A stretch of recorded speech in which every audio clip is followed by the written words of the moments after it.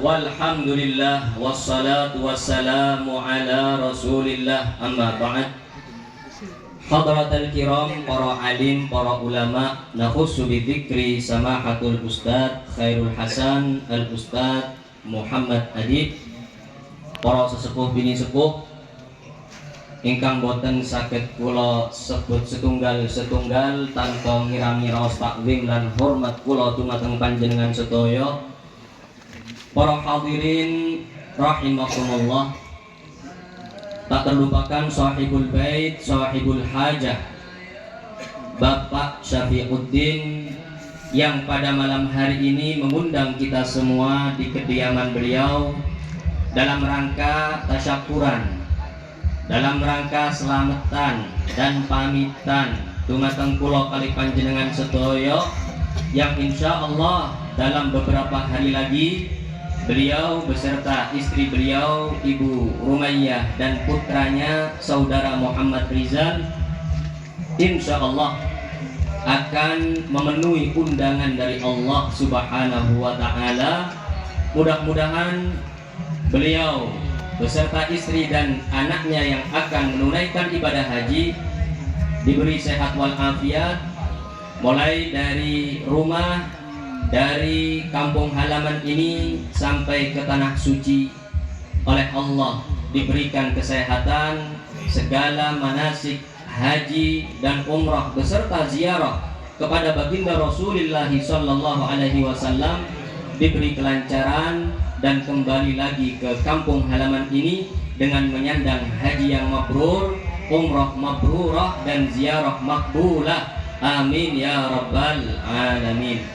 Salawat dan salam kita haturkan dan kita persembahkan kepada beliau yang kita harap syafaatnya fi yaumil qiyamah, Habibina Muhammad sallallahu alaihi wasallam beserta keluarga dan sahabatnya. Hadirin rahimakumullah, pada malam hari ini Abah, Masya Allah, Bapak Syafiuddin yang insya Allah sebentar lagi kita panggil Abah, nggih. Saat ini kita sedereng. Bapak Syafiuddin mengundang kita karena beliau akan memenuhi undangan Allah Subhanahu wa taala yang undangan ini dikumandangkan dan disampaikan oleh salah satu nabi yang terbaik setelah baginda Rasulullah sallallahu alaihi wasallam, dan beliau adalah Nabi Ibrahim alaihi salam. Sebagaimana tertera dalam surat Al-Hajj, di dalam Al-Qur'an ada surat yaitu surat Haji ayat yang ke-27. Seusai Nabi Ibrahim alaihissalam membangun Ka'bah al-Musyarrafah, beliau diperintah oleh Allah, wa adzim fin nasi bil hajji ya'tuka rijalan wa ala kulli dhamiri ya'tina min kulli fajjin amiq. Wahai Ibrahim, kumandangkan undangan haji ini finnas, pada segenap manusia, ya'tuka rijalan, mereka akan datang kepadamu, yaitu datang ke kota Makkah al-Mukarramah dengan berjalan kaki, wa ala kulli dhamirin, dan di atas binatang-binatang tunggangan mereka atau kendaraan-kendaraan mereka, dan mereka datang dari segala penjuru. Setelah datang perintah Allah ini kepada Nabi Ibrahim alaihissalam, Nabi Ibrahim sempat bertanya, Pak, ya Allah, bagaimana mungkin aku bisa menyampaikan undanganmu ini kepada semua makhlukmu? Maka Allah Subhanahu wa taala berfirman, alaikan nida wa alainal balagh. Wahai Ibrahim, sampaikan saja.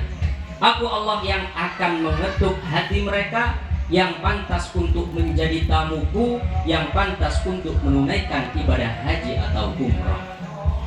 Maka Nabi Ibrahim alaihissalam setelah mendengar jawaban dari Allah Subhanahu wa taala ini, beliau langsung naik di gunung Abi Qubais. Beliau menyeru dengan suara lantang, ya ayyuhan nas, innallaha farada alaikumul hajja fahujju. Wahai segenap manusia, bahwasanya Allah Subhanahu wa taala mewajibkan kepada kalian menunaikan ibadah haji, maka lakukanlah ibadah haji ini. Sebagian ahli tafsir dari surat Al-Hajj ayat ke-27 ini mengatakan, Kita waktu itu yang ada di alam arwah, yang mendengarkan seruan Nabi Ibrahim ini, kemudian kita menjawab dengan labbaik Allahumma labbaik, insya Allah kita semua termasuk hamba Allah yang menunaikan ibadah haji. Insya Allah kula kali panjenengan sedaya termasuk dari mereka yang menjawab labbaik Allahumma labbaik, amin ya rabbal alamin. Kita menjawab waktu itu. Kalau ada orang yang menjawab sekali, insya Allah dia akan haji sekali. Kalau menjawab 2 kali, insya Allah akan haji 2 kali. Kalau 3 kali dan seterusnya. Makanya jangan heran jika ada orang yang haji setiap tahun. Berarti waktu itu dia menjawab labbaik Allahumma labbaik berulang-ulang. Maka alhamdulillah kita saksikan pada malam hari ini adalah calon tetamu Allah, calon hamba Allah yang ingin menunaikan ibadah haji. Fa insya Allah beliau Abah Syafiuddin beserta istrinya dan saudara Muhammad Rizal waktu di alam arwah dulu menjawab labbaik Allahumma labbaik. Nah, kita juga jangan mau ketinggalan, Pak. Ketika kita mendapat undangan semacam ini, kita berdoa, ya Allah, kapan gilirannya saya Engkau undang ya Allah? Masa saya hanya bisa menghadiri undangan orang yang akan memenuhi undanganmu? Kapan ya Allah giliranku memenuhi undanganmu secara langsung ya Allah? Jangan minta, Pak. Serius minta kepada Allah. Insya Allah pasti sampean haji. Insya Allah, bukan mudah-mudahan. Makanya tadi maaf Ustaz Adik ya, mudah-mudahan itu nggak ada. Insya Allah kita semua haji. Amin ya rabbal. Soalnya dalam ibadah haji yang berkaitan dengan Nabi Ibrahim, berkaitan dengan Nabi Ismail alaihissalam, ini sesuatu yang pasti. Insya Allah. Jangan mudah-mudahan. Kita yakin kepada Allah. Kalau mudah-mudahan terkadang masih perhitungan, waduh, kali setorus, benefis, nah gitu.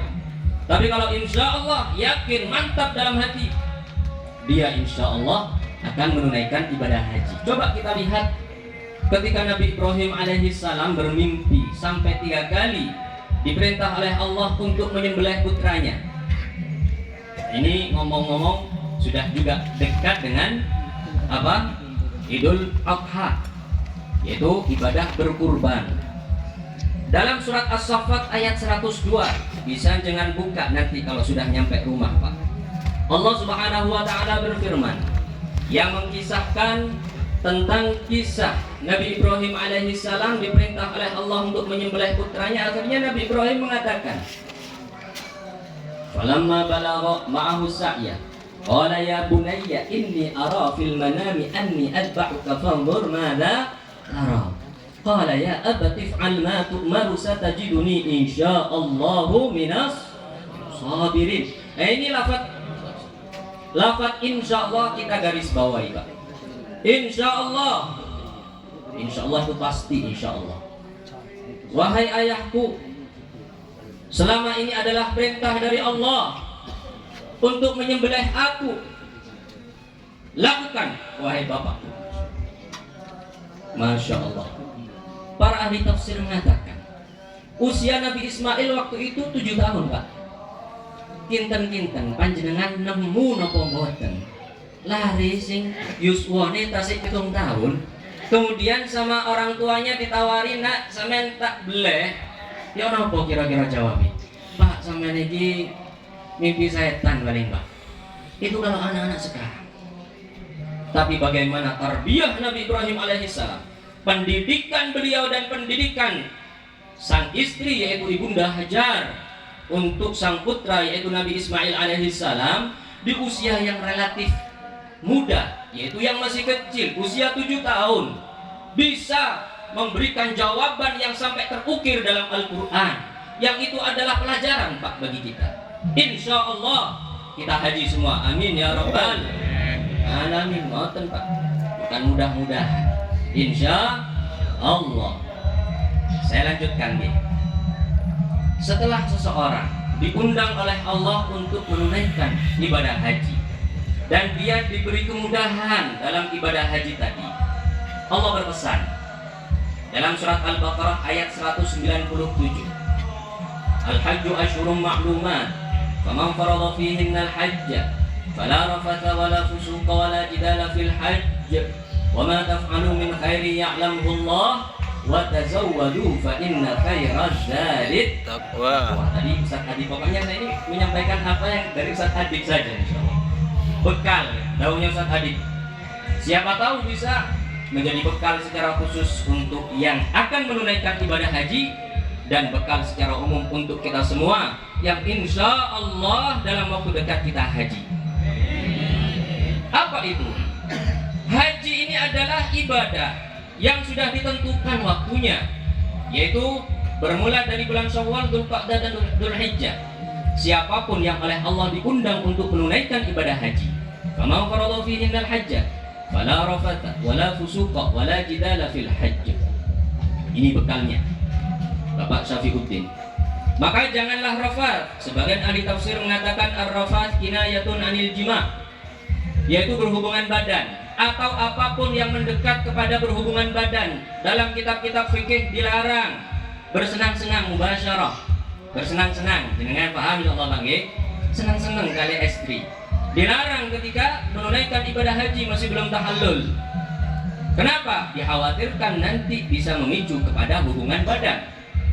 Wala fusuqa, jangan berbuat perbuatan fasik. Wala jidal, jangan berbantah-bantahan.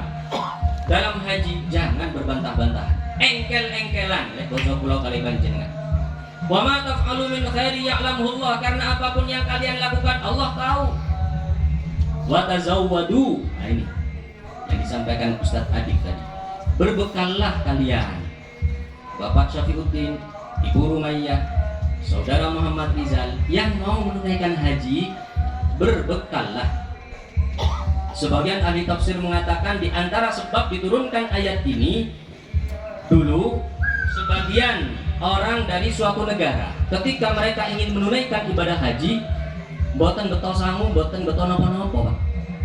Mereka beralasan tawakkaltu 'ala Allah, saya tawakal kepada Allah. Maka orang yang hanya mengatakan tawakkaltu 'ala Allah tanpa dilandasi usaha dan tanpa dilandasi ikhtiar, ini adalah omong kosong.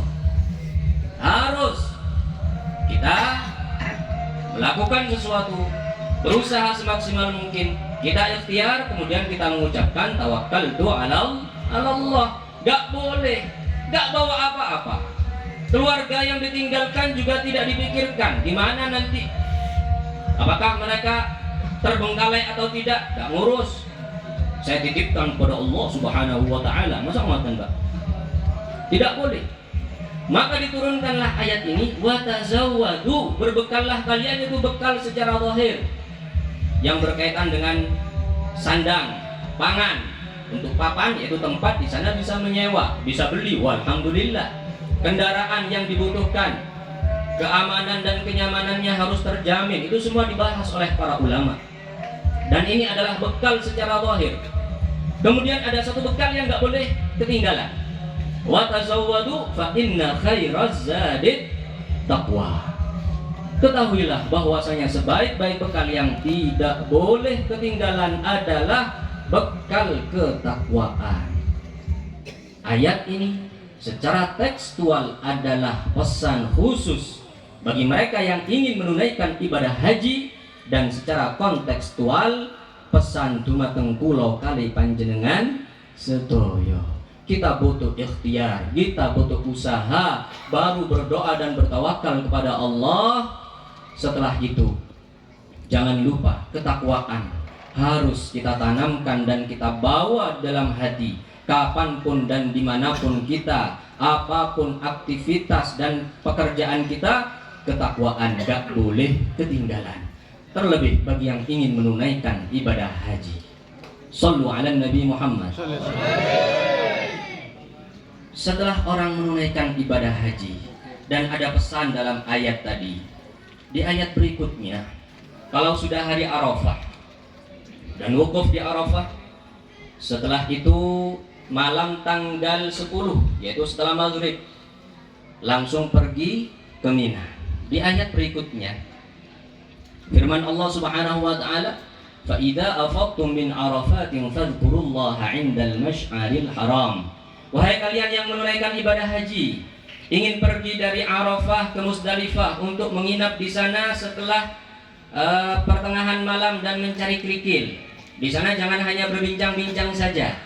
Jangan hanya omong-omongan yang tidak ada maknanya, tapi banyaklah berzikir kepada Allah Subhanahu wa taala. Banyak-banyaklah berzikir kepada Allah Subhanahu wa taala. Setelah dari Musdalifah, langsung ke Mina untuk lempar jumrah Aqabah. Lempar jumrah Aqabah. Nah, ini gimana nanti kok bisa ada lempar-lempar segala? Nanti saya sampaikan insyaallah. Soalnya kurang lebih 1 jam, Pak. Ini jamnya kelebihan ini, maaf ya, lebih 1 jam insyaallah. Apa pesan Allah Subhanahu wa taala? Fa idza qadaitum manasikakum fadhkurullaha kadzikrikum aba'akum aw ashadda dzikra. Jika kalian sudah selesai ibadah hajinya, sudah tawaf ifadah, sudah lempar jumrah Aqabah, apa selesai hajinya? Belum. Walaupun sudah pulang ke tanah air, banyak-banyaklah ingat, banyak-banyaklah zikir kepada Allah Subhanahu wa taala. Jangan putus di dalam berzikir kepada Allah. Ini tarbiyah, ini adalah pendidikan bagi orang yang akan menunaikan ibadah haji, orang yang sedang menunaikan haji dan selesai dari ibadah haji, harapannya terus dalam hatinya terus ingat kepada Allah Subhanahu wa taala. Ini pesan dari Allah. Jadi orang yang menunaikan haji itu harus lebih baik daripada sebelumnya, karena itu pertanda hajinya insya Allah adalah haji yang mabrur. Di antaranya adalah tidak putus dan tidak lepas mengingat Allah Subhanahu wa taala. Di ayat yang ke-201, di ayat berikutnya, wa minhum may yaqulu rabbana atina fid dunya hasanah wa fil akhirati hasanah wa qina adzabannar. Dan di antara mereka ini yang dipuji oleh Allah, soalnya di atas tidak dipuji. Kenapa? Hanya minta dunia saja, Pak. Minta dunia saja. Ini oleh Allah tidak dipuji. Mereka adalah orang yang tidak dapat bagian dalam akhiratnya. Tapi yang dipuji di ayat ke-201 dari surat Al-Baqarah, mereka yang baik, mereka yang bagus adalah yang berdoa, Rabbana atina fid dunya hasanah, ya Allah berikan untuk kami hasanah, kebaikan di dunia, wa fil akhirati hasanah, dan kebaikan di akhirat, wa qina adzabannar, dan jauhkan kami dari azab neraka. Maka doa ini adalah doa terbaik bagi orang yang menunaikan ibadah haji. Makanya ketika umrah, ketika nyampe rukun Yamani sampai ke Hajar Aswad, tidak ada anjuran berdoa di sana kecuali doa Rabbana atina fid dunya hasanah wa fil akhirati hasanah wa qina adzabannar. Begitu juga ini pesan secara umum bagi kita semua untuk memperbanyak doa ini. Apapun doa, apapun yang kita minta kepada Allah, jangan lupa doa ini kita baca, karena ini adalah doa terbaik. Maka ketika seseorang sudah selesai menunaikan ibadah haji, dia banyak-banyak berdoa kepada Allah Subhanahu wa taala dengan doa Rabbana atina fid dunya hasanah wa fil akhirati hasanah wa qina adzabannar. Dia ziarah kepada baginda Rasulullah sallallahu alaihi wasallam.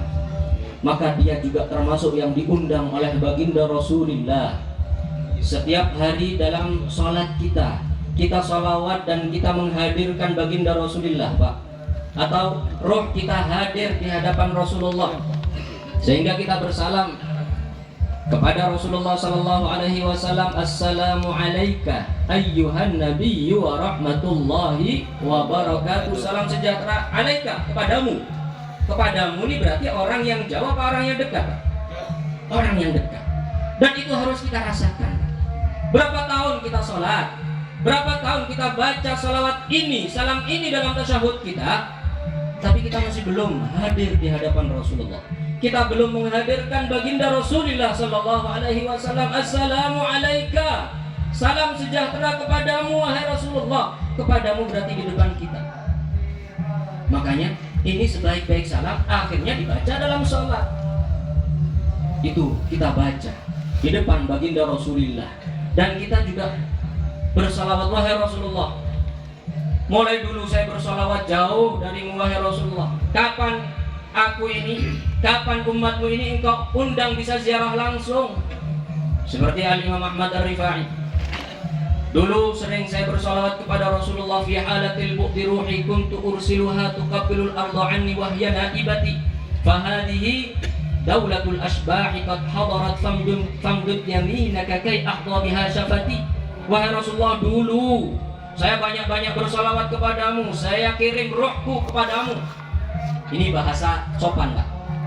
Bukan saya panggil jenengan kepadaku. Bahasa sopan. Misalnya kita di acara ini, kita hadirkan ruhaniyah Rasulullah. Ya bagus. Cuma kalau lebih sopan lagi, kita hadirkan ruhaniyah kita kepada Rasulullah sallallahu alaihi wasallam. Itu yang dikatakan oleh Al-Imam Ahmad Ar-Rifai. Roh saya wahai Rasulullah, saya utus kepadamu tuqabbilul arda anni wa hiya naibati, menjajaki jarak yang jauh sebagai wakilku wahai Rasulullah. Sekarang aku di depan makamu wahai Rasulullah. Famdud yaminaka kay tahdha biha syafati, yang di situ keramat besar Al-Imam Ahmad Ar-Rifai. Jangan kalau ingin lebih banyak tentang keramat besar Al-Imam Ahmad Ar-Rifai, monggo bisa hadir di majelis saya insyaallah. Di majelisnya Ustaz Adib di Al-Jami'ah monggo, atau undang Pulau Mali ngoten napa-napa. Soalnya kalau saya sampaikan sekarang semua ya sampai 2 jam akhirnya ya. Terakhir, tadi saya sampaikan salam terbaik adalah salam yang kita baca ketika sholat. Begitu juga sholawat terbaik. Nah, sebagian sahabat ini bertanya, wahai Rasulullah, jenengan ngajarkan kepada kami salam terbaik dalam sholat. Lalu bagaimana sholawatnya? Wah, alhamdulillah wonten sahabat kados ngoten, Pak. Sehingga Rasulullah mengajarkan kepada sahabat dan kepada kita sebagai umatnya sholawat terbaik. Yang ini harus dibaca oleh orang yang menunaikan ibadah haji, dan kita yang insya Allah akan menunaikan ibadah haji, yaitu sholawat Ibrahimiyah. Ini sholawat terbaik, sholawat paling afdal. Allah, apa? Rasulullah menjawab bagaimana? Qulu, wahai kalian yang bertanya kepadaku bagaimana sifat sholawat ini, bacalah Allahumma salli ala Muhammad wa ala ali Muhammad kama sallaita ala Ibrahim wa ala ali Ibrahim wa barik ala Muhammad wa ala ali Muhammad kama barakta ala Ibrahim, sampai terakhir ya, sampai fil alamin innaka Hamidum Majid. Saking mulianya sifat sholawat ini sampai kita baca dalam sholat kita, dan itu sebisa mungkin kita baca dalam setiap waktu kita, dan harus dibaca bagi orang yang menunaikan ibadah haji. Kenapa? Kembali kepada pembahasan awal tadi, yang mengumandangkan ibadah haji adalah Nabi Ibrahim alaihis salam. Jadi, wahai Nabi Ibrahim, saya ingin menjadi tamumu, jenengan yang mengumandangkan undangan ini saya hadir, ayo sampean urus saya ini, gitu loh Pak maksudnya. Ayo saya butuh dekengan ini, butuh saya, ayo sampean perhatikan saya. Begitulah di alam arwah, begitulah di kota Makkah Al-Mukarramah, banyak-banyak salawat kepada Rasulullah beserta Nabi Ibrahim untuk menguatkan hubungan dan ikatan hati kita dengan beliau, terutama dengan baginda Rasulullah sallallahu alaihi wasallam. Kalau bukan salawat yang paling afdal, ini nggak mungkin diajarkan oleh baginda Rasulullah. Silakan kita baca dengan Sayyidina, atau nggak ada Sayyidina boleh, tapi kalau bisa dalam salat sebagaimana dituturkan oleh Sayyid Muhammad bin Alawi Al-Maliki, al-ihtifadhu bil alfadhin nabawiyyati aula wa afdalu. Kita menjaga dan melestarikan lafaz murni yang ori dari baginda Rasulullah sallallahu alaihi wasallam tanpa ditambah Sayyidina, tapi dalam salat lebih afdal, lebih jos, lebih sahi, insyaallah lebih manjur. Kenapa? Boten usah ditambah-tambahi. Kalau mau kita tambah dengan Sayyidina wa Maulana wa Habibina wa Qudwatina wa Qurrati A'yunina dan seterusnya, bagus, karena kita punya tata krama kepada Rasulullah sallallahu alaihi wasallam. Dua-duanya bagus, gak ada yang salah yang gak baca sholawat. Nah, ini penting bagi yang ingin menunaikan ibadah haji, begitu juga yang insya Allah kita menunaikan ibadah haji. Harapannya mudah-mudahan sahibul bait, sahibul hajah yang beberapa hari lagi akan menunaikan ibadah haji oleh Allah diberi kelancaran, oleh Allah diberi kesehatan. Begitu juga kita semua yang diundang oleh sahibul bait, insya Allah akan tiba saatnya cepat atau lambat kita akan diundang oleh Allah untuk menunaikan ibadah haji dan berziarah kepada baginda Rasulullah sallallahu alaihi wasallam. Amin ya rabbal alamin. Hadirin rahimakumullah, sebenarnya banyak sekali yang ingin saya sampaikan kalau berkaitan dengan haji dan umrah, banyak sekali, tapi karena waktu sudah cukup, waktunya sudah habis. Mohon maaf kalau apa yang saya sampaikan terlalu lama. Kalau yang saya sampaikan kurang lama, monggo bisa ngundang saya lagi, nggak apa-apa. Kalau ada tutur kata yang kurang berkenan, wal afu minkum. Wassalamualaikum warahmatullahi wabarakatuh.